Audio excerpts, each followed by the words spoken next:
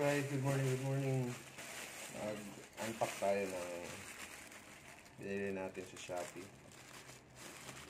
So, ito, essentials. Para sa akin, essentials itong nabili ko.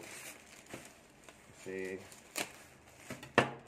gamit na gamit ito guys. Sa bahay. Ito.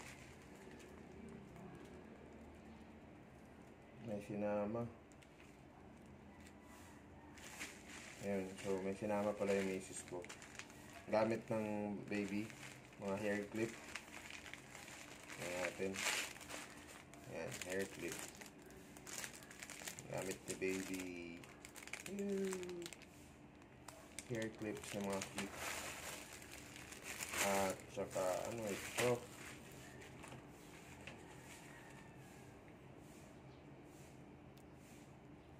Food cover.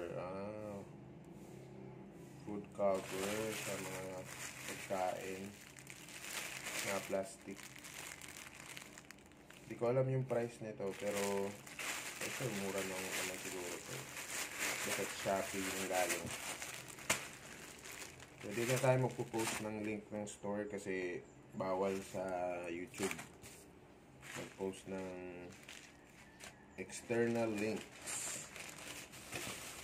So, ito talaga yung pina-order ko. Ang dami. So, itong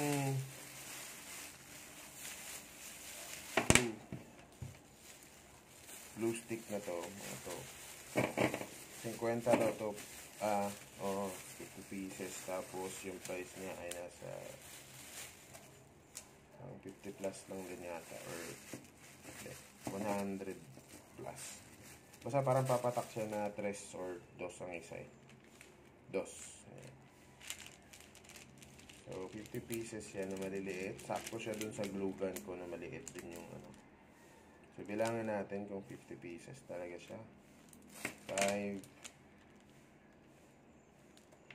10, 15, 20, 25, 30, 35, 40, 45, 50. So, legit 50 pieces talaga siya. So, gamit na gamit siya sa bahay, guys. Pag may mga nasisira, kaya naman siyang remedyohan ng stick glue. May mga ikakabit, kaya kaya remedyohan ng stick glue. So, yan. Worth it siya pag binili mo online. Kasi pag binili mo to sa mga stores, nasa 5, 6, or 8 pesos na yung isa nito sa piraso. Saka ang hirap niya rin hanapin. Hindi lahat ng stores may ganito. Hindi mga ano lang.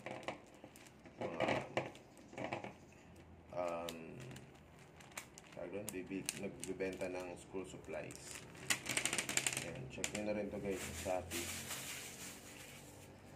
Basta, ang tignan nyo lagi ay yung mataas yung number of sales na benta at mataas din yung rating. Ayan guys. Ciao. Good morning. Bye-bye.